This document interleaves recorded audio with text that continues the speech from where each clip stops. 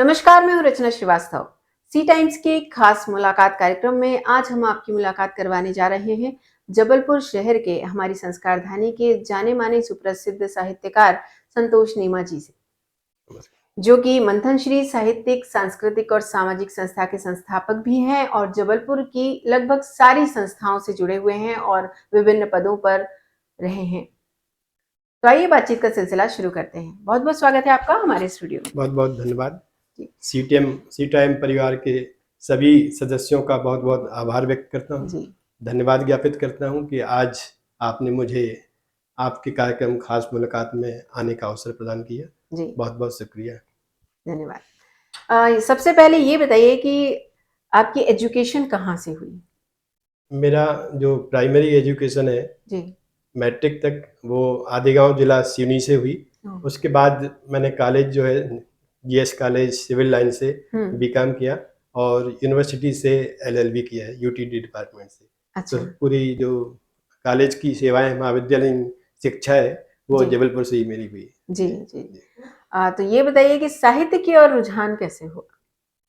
Actual में क्या है, मेरे घर में मेरे जो पिताजी थे जी, वो देवी गीत और देवी भजन वगैरह लिखा करते थे और गाते भी थे। अच्छा। उन्हें भजनों में, गीतों में बहुत रुचि थी। तो उनकी 2-3 किताबें उनने जो उनकी हस्तलिपि में थी, उनके गुजरने के बाद मैंने उनको प्रकाशित करवाई हैं। तो उनसे मुझे प्रेरणा मिली कि मैं भी कुछ लिखूं और शुरुआती दौर में मैंने भी मैट्रिक के समय पे कुछ एक गीत वगैरह लिखे थे। जी, तो आप यानी आपने मैट्रिक से लिखना शुरू कर दिया था? जी जी, जी।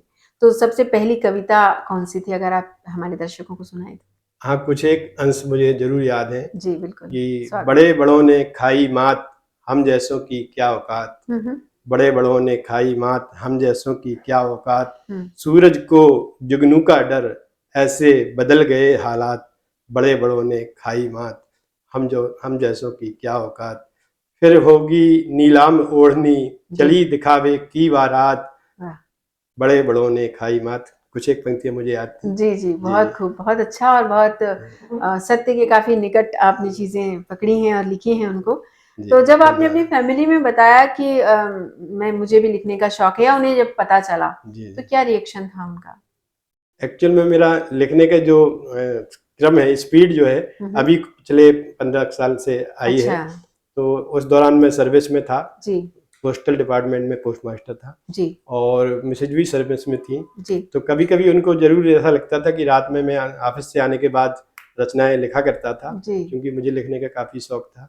तो उनको लगता था कि मैं परिवार में पूरा समय नहीं दे पा रहा हूँ। लेकिन जब उन्होंने देखा कि मेरी 2-3 किताबें उस समय प्रकाशित हो चुकी, तो उन्हें काफी अच्छा और गर्व महसूस हुआ कि चलो ठीक है, सही दिशा में जा रहे हैं बजाय जी जी बिल्कुल। हाँ, ये बताइए कि आपके प्रेरणा स्रोत कौन से थे? एक्चुअल में मेरे प्रेरणा स्रोत जो हैं, जबलपुर के जो हमारे पंडित राजकुमार तिवारी सुमित्र जी हैं जी, उनसे मैंने काफी कुछ सीखा है। आचार्य भगवत दुबे जी हैं जी, जो बहुत अच्छे दोहाकार हैं, जिन्हें पिछले वर्ष उत्तर प्रदेश सरकार द्वारा 2 लाख रुपए की नगद राशि से उनको पुरस्कृत किया गया है। तो और गार्गी शंकर मराल जी जो अभी नहीं है, ये मेरे प्रेरणा स्रोत हैं। इनसे मैं काफी कुछ सीखता हूँ लेखन के मामले में, और इनका सानिध्य हमें बड़ा सौभाग्य है हमारा और संस्कारधानी का, कि जो ऐसे साहित्यकार हैं जो अंतर्राष्ट्रीय क्षितिज पर जबलपुर का संस्कारधानी का नाम रोशन कर रहे हैं जी। तो हमें बहुत खुशी होती है कि हम उनके सानिध्य में सीख रहे हैं जी, और वही हमारे प्रेरणा स्रोत हैं। बिल्कुल। ये बताइए कि आप ज्यादातर किस विधा में लिखना पसंद करते हैं? मैं मूल रूप से दोहा, छंद, मुक्तक, गीत और गजल भी कभी कभी लिखता हूँ। और आजकल एक पूर्णिका का दौर चल रहा है, पूर्णिकाएं भी लिखता हूँ।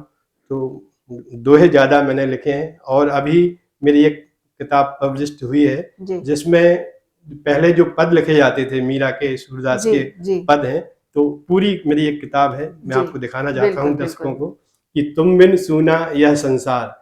ये पूरी किताब जो है श्री कृष्ण भगवान को समर्पित है, और उनसे जुड़े हुए सारे पद इसमें दिए हुए हैं। बहुत सुंदर, और ये सारे पद जो है गेय हैं, इनको हम गा सकते हैं बिल्कुल संगीत में उससे।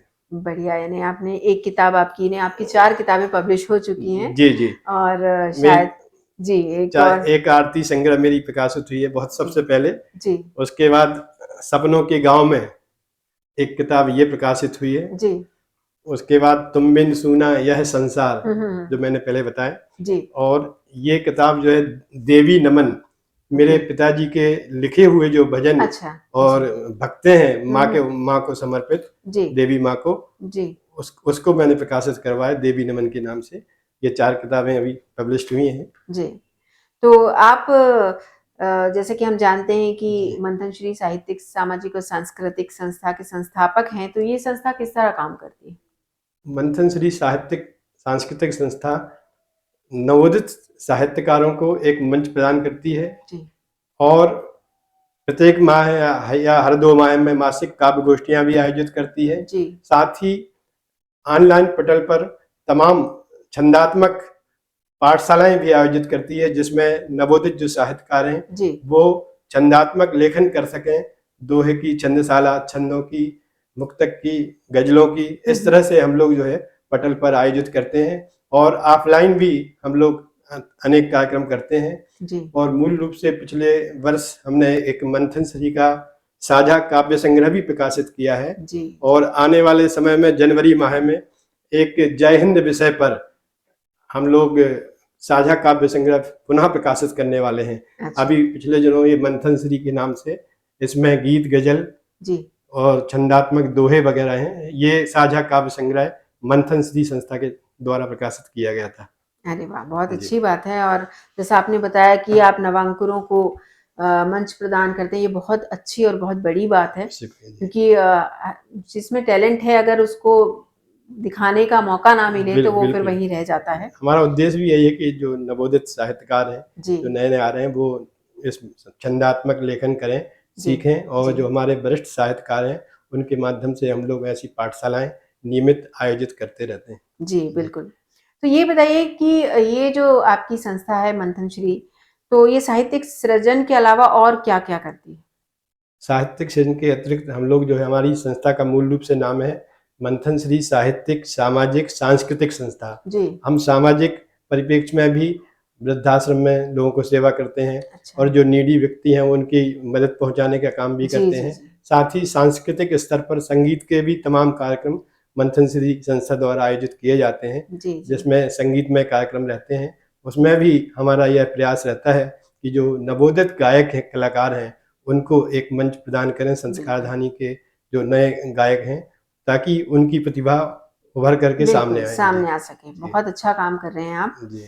आप दोहे भी बड़े कमाल के लिखते हैं, तो क्यों ना कुछ दोहे हमारे दर्शकों के लिए? हाँ, दोहे की मेरी अभी 1 जनवरी में एक नई किताब प्रकाशित होने वाली है। क्या बात है। जो उसमें करीब लगभग 1100 दोहे हैं। जी। तो उस जनवरी में वो प्रकाशित होगी। मैं अभी जो युद्ध हुआ था यूक्रेन अभी चल भी रहा है, उसके ऊपर मैंने कुछ एक दोहे लिखे हुए हैं जी। मैं चाहता हूं कि मैं आपके सामने उन दोहों को रखूं। बिल्कुल जी, स्वागत।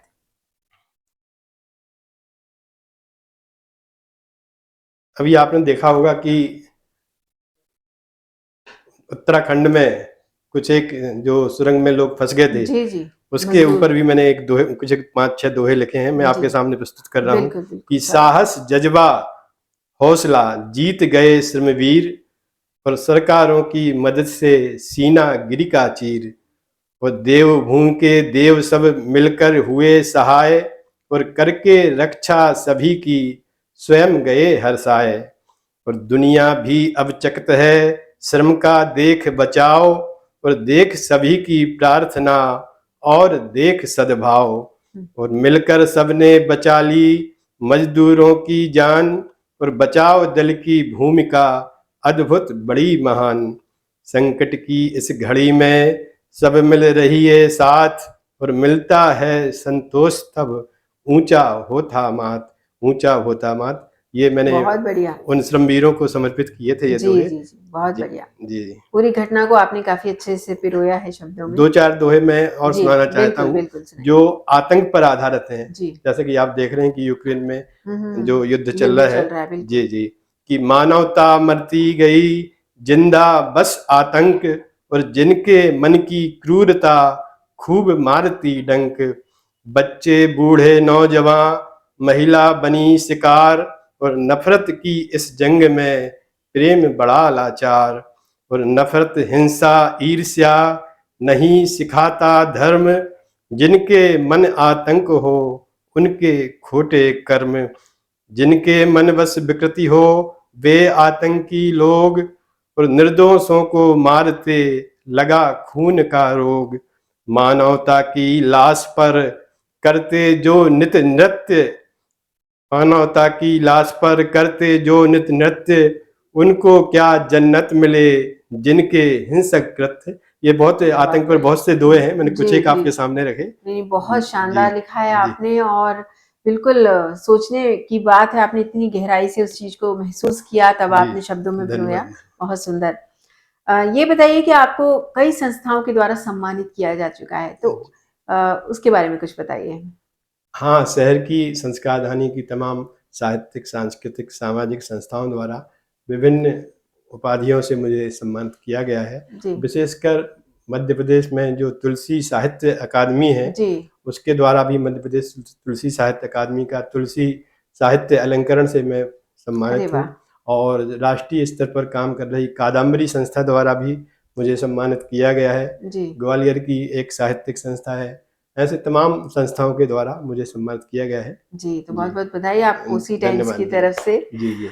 ये बताइए कि आप को थाईलैंड हिंदी महोत्सव में भी आमंत्रित किया गया था, तो वो एक्सपीरियंस कैसा रहा? हाँ, ये तो है। मैं वर्ष 2021 में मैं और राजेश पाठक प्रवीण संस्कारधानी के काफी जाने माने कुशल मंच संचालक हैं, उनके साथ हमें वहाँ से निमंत्रण आया था बैंकॉक से। वहाँ पर थाईलैंड हिंदी महोत्सव का एक कार्यक्रम था, जिसमें हम लोगों ने अपनी भागीदारी दी थी दोनों ने, और वहाँ पर काफ़ी अच्छे अनुभव रहे हैं।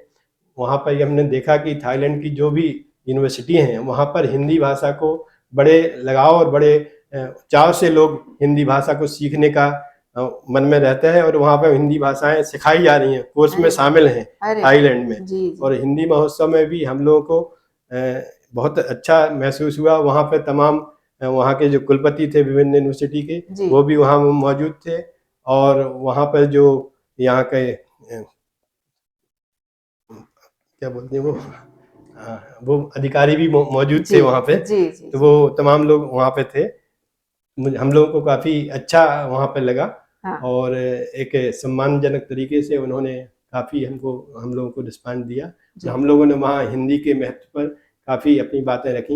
हिंदी की कविताएं, हिंदी की रचनाएं वहाँ पर हम लोगों ने प्रस्तुत की, और हिंदी के बारे में जो वहाँ सम्मेलन था उस पर भी हम लोगों ने अपनी बात रखी। जी, यानी ओवरऑल आपका एक्सपीरियंस काफी अच्छा रहा। बिल्कुल बिल्कुल। जी जी। ये बताइए कि बुंदेली बहुत मीठी बोली है, और आप बुंदेली में भी लिखते हैं, तो क्यों ना हमारे दर्शकों को कुछ आप बुंदेली में सुनाएं। हाँ, बुंदेली मैं आपको बताना चाहता हूँ कि अखिल भारतीय बुंदेली साहित्य एवं संस्कृति परिषद एक संस्था है जिसके हम जो है उसको संचालित करते हैं। और बुंदेली में शहर में गुंजन कला सदन एक संस्था है, वो भी बुंदेली भाषा को काफ़ी प्रमोट करती हैं। और शहर में कुछ एक साहित्यकार हैं जो लगातार बुंदेली में लिख रहे हैं। हालांकि बुंदेली लिखने वाले कम हैं, क्योंकि बुंदेली भाषा धीरे धीरे लुप्त होती जा रही है। और जो नई पीढ़ी है वो बुंदेली भाषा में थोड़ा कतराती है बोलने में। तो हम चाहते हैं कि बुंदेली को लोग समझें। बुंदेली बहुत मीठी और प्यार की भाषा है। बिल्कुल सही जी जी। मैं बुंदेली में कुछ एक पंक्तियां जो मेरी रचना की है मैं आपके सामने रख रहा हूँ कि कब से चिल्ला रही महतारी, कब से चिल्ला रही महतारी, और ठटड़ी बंधे की देखें गारी। गांव देहातों में महतारी जो है वो ठटड़ी बंधे की गारी देके अपने बच्चों को बोल देती हैं, लेकिन प्रेम की गारी है ये। जी। आग लगे जा मोबाइल में सबके हाथ जा नई बीमारी, और डुकरो कहे उठा ले हमको, डुकरो कहे उठा ले हमको, खत्म भई अब हमरी बारी, खत्म भई अब हमरी बारी। और अजब समैया आन पड़ो है, अजब समैया आन पड़ो है, जायदाद में मारा मारी। और रिश्वत खो कोनऊ न छूटो, रिश्वत खो कोनऊ न छूटो, सबरे खारे का पटवारी, सबरे खा रहे का पटवारी। पटवारी बदनाम होता है बेचारा, तो खाने के लिए सभी लोग रिश्वत ले रहे हैं। एक दो और सुनाता हूँ बंद में। घर आंगन की नन्ही चिरैया, घर आंगन की नन्ही चिरैया, फांस रहे जे तन के शिकारी, और जे कल मुहे नाम डुबो रहे, जे कल मुहे नाम डुबो रहे, कर कर खें करतूतें कारी, और इनको सूली पे चढ़वा दो, इनको सूली पे चढ़वा दो, तबई जुड़े है छाती हमारी, और नेता झूठे शान में डूबो, नेता झूठे शान में डूबो, डाल खें जेब में दुनिया सारी। और अंतिम देखिए कि संतोष अब संभल खें चलियो, संतोष अब संभल खें चलियो, तुम्हें न आवे दुनियादारी, तुम्हें न आवे दुनियादारी। तो बुंदेली भाषा बहुत प्यार की, मिठास की भाषा है। जी बिल्कुल बिल्कुल, बहुत सुंदर आपने लिखा है। जी जी। और ये बताइए कि लिखने के अलावा आप फ्री टाइम में क्या करना पसंद करते हैं? लिखने के अलावा मैं जो है ना, संगीत में बहुत रुचि रखता हूँ। संगीत सुनने में, गाता तो नहीं हूँ, लेकिन मुझे संगीत बहुत प्रिय है। और जितने भी सांगीतिक कार्यक्रम होते हैं उनमें मैं अवश्य प्रयास करता हूँ, यदि समय है तो उसमें भागीदारी देने का प्रयास करता हूँ। जी जी जी। तो ये बताइए कि अभी जो आज के हमारे जो साहित्यकार हैं, जो पुराने हैं, आज के हैं जो भी, तो आप सबसे ज्यादा किससे कनेक्ट करते हैं? आपको कौन सबसे ज्यादा पसंद है अभी के साहित्यकारों में? पुराने अभी या पुराने, कोई भी, यानी पूरे जो अपने भारत के हैं, काफी सारे साहित्यकार हैं, रचनाकार। गजलों के में मुझे राहत इंदौरी पसंद है। और पुराने साहित्यकारों में रामधारी सिंह दिनकर वगैरह, और विशेषकर जबलपुर के जो साहित्यकार हैं, मुर्गन साहित्यकार, वरिष्ठ हैं हमारे, जिनका हमें बड़ा सौभाग्य है कि उनका सानिध्य हमें प्राप्त हो रहा है। दादा सुमित्र जी, आचार्य भगवत दुबे जी, पंडित हरिशंकर दुबे जी, ये ऐसी विभूतियां हैं जो शहर का नाम अंतर्राष्ट्रीय स्तर पर कर रही हैं। और हमें बहुत फक्र होता है उनका सानिध्य बनने पर। तो इनसे मैं काफी प्रभावित हूँ। जी बिल्कुल। ये बताइए कि संतोष नेमा जी अगर साहित्यकार नहीं होते तो क्या होते?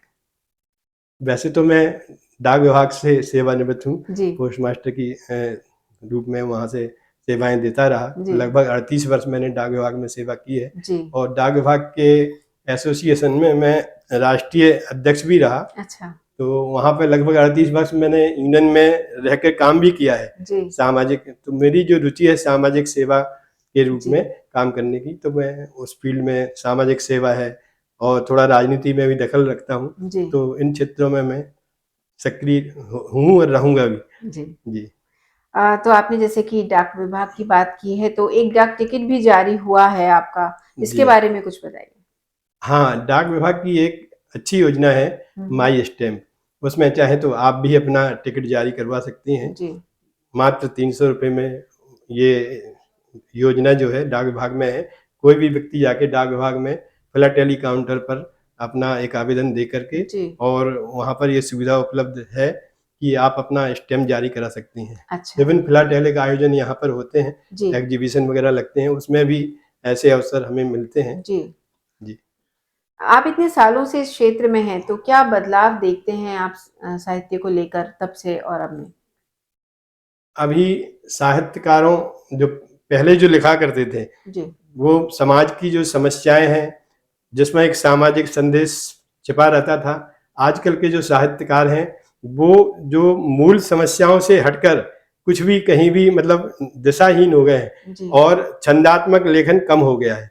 तो हम चाहते हैं कि तुकबंदी ज्यादा लोग कर रहे हैं और साहित्यकारों की जैसे एक भीड़ सी हो गई है। बहुत नए नए अच्छी बात है उसमें लेखन में के प्रति लोगों का रुझान हो रहा है। लेकिन हम चाहते हैं कि जो नए नवोदित साहित्यकार हैं वो कम से कम सीखें, छंद विधा में सीखें और लिखने के अपने जो वरिष्ठ हैं उनके सानिध्य में रह करके सीखें। उसके बाद फिर वो अपनी रचनाओं को सामने लाएं। पहले चिंतन मनन और अपने किसी सीनियर से उनको दिखा लें, अपने उस्ताद से, अपने गुरु से, उसके बाद वो मंच पर पढ़ें और नकल ना करें किसी की। ये मेरा एक संदेश है। बहुत बहुत सही बात बोली आपने जी। तो ये बताइए कोई ऐसा यादगार पल जो आप हमारे साथ साझा करना चाहें? मुझे जब हम लोग बैंकॉक गए हुए थे वहाँ पर हम लोगों को नाइट में जो है डिनर, वेलकम डिनर दिया गया था जो बहुत ही उसमें बैंकॉक के तमाम हिंदी के जुड़े हुए तमाम ऐसे साहित्यकार भी वहाँ के स्थानीय स्तर पर मौजूद थे और काफ़ी वरिष्ठ हस्तियाँ वहाँ पे थीं। कुलपति जी भी थे वहाँ के तमाम तीन यूनिवर्सिटी के, और लोकल वहाँ का हिंदी थाईलैंड समिति जो है उनके अध्यक्ष थे। तो तमाम लोगों की उपस्थिति में हम लोगों को जो विशेष ऑनर वहाँ दिया गया वेलकम डिनर के रूप में, वो मुझे हमेशा याद रहता है। और उन्होंने बाकायदा विदाई भी हम लोगों की थी वहाँ पर प्रतीक चिन्ह दे करके। तो मैं हमेशा याद रखता हूँ उनकी। जी। ये बताइए कि आप इस क्षेत्र में जो नवांकुर हैं, जो नए लिखने वाले अभी आ रहे हैं, उनको क्या संदेश देना चाहेंगे? उनको यही संदेश देना चाहते हैं कि लेखन के प्रति रुझान अच्छी बात है, लिखें जैसा कि मैंने पूर्व में कहा, लेकिन अपने किसी वरिष्ठ कवि से, वरिष्ठ शायर से उनको अपने जो लेखन है, आपकी जो रचनाएं हैं, उसको एक बार जचा लें, उनसे जांच करवाएं। उसके बाद जब वो रचना पूरी यानी कंफर्म हो जाए कि हाँ ये सही है, छंद के स्तर पे सही है, सभी मानक जितने भी हैं लेखन के जो मानक हैं उस पर सही उतर रही है, खरी उतर रही है, उसके बाद वो फिर सामने लाएं और पढ़ें और उसको प्रकाशित करवाएं, जो भी करना है उनको, तो वो ज़्यादा बेहतर होगा। और अच्छी बात है कि नए नए जो साहित्यकार हैं उभर के सामने आ रहे हैं, तमाम नए लोग आ रहे हैं, उनका सबका स्वागत है इस क्षेत्र में, साहित्य के क्षेत्र में। जी। तो बहुत बहुत शुक्रिया आपका हमारे स्टूडियो में आने के लिए और हमारे सवालों के जवाब देने के लिए। बहुत बहुत धन्यवाद। सी टाइम्स का बहुत बहुत धन्यवाद कि आपने मुझे आज की खास मुलाकात में यह अवसर प्रदान किया। बहुत बहुत धन्यवाद। नमस्कार। तो हम बात कर रहे थे संतोष नेमा जी से, जो कि जबलपुर के सुप्रसिद्ध साहित्यकारों में से एक हैं और उन्होंने काफी सुंदर रचनाएं अपनी हमारे साथ साझा की हैं। इसी तरह संस्कार धानी के और भी नामी गिरामी चेहरे और नामों को लेकर हम आपसे रूबरू करवाते रहेंगे। देखते रहिए सी टाइम्स। नमस्कार।